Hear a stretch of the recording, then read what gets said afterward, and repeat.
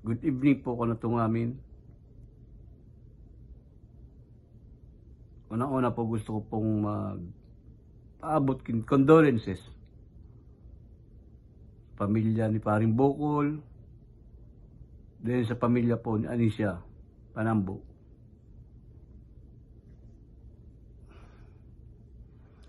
Kamaturan, abo kung tala akong mag-ibong video tadangan ako naisipan. Kung anong isasabi ko. Grabe. Lang lipungo po. Malipungo man. Maski sabi pa kito ni Paring Bokol ko, miglarga na kami pa Amerika. Ngayon pare, kung kaya nga kamugurang na, saka kamo pa Amerika. Basta nga di mo siya nga paglingawan, asukul ko at ilko. Pag nagbakasyon nga ka.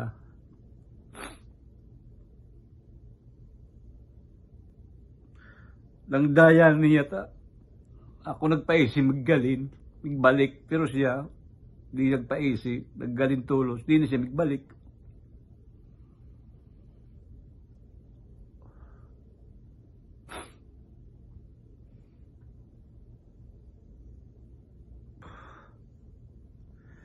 Si Paring Bokol po, naging close ko siyang maray ko, magkaanuguman sinda ni Anisha. Pero kung sultiro pa kami, barkada naman kami. Magkaiba kami dito sa basketball, sa dating na basketball. Kung kapanahonan pa kung mga pag-basketball niya, talagang usad siya sa maray magnyamon sa itong baaw kadto. Kadakol man yan tagahanga niya. Kadakol man magasabing maporma ko siya, mayabang. Pero ko naging close ko na siyang maray, nabisto kong maray, so tunay niyang pagkatao. Paring Bokol po, down to earth, tatawiton.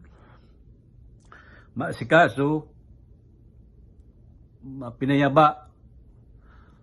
Nabayad ko man yan ko agko ng mga makuapo si Anisha. Talagang pinayaba niya sa mga makuapo ni Anisha. Itinuring niyang tunay niyang makuapo. Hindi ako masabi kanya kay Paring Bokol. Pare, kung sari man ka, isi ko, siton ka ki amang Diyos, gidagos. Katrangkiluan ana pig-iyanan mo. Mamundusan na bigla mong biniyaan sa mga pinayaba mong makuapo. Tinurig mo tunay mo makuapo.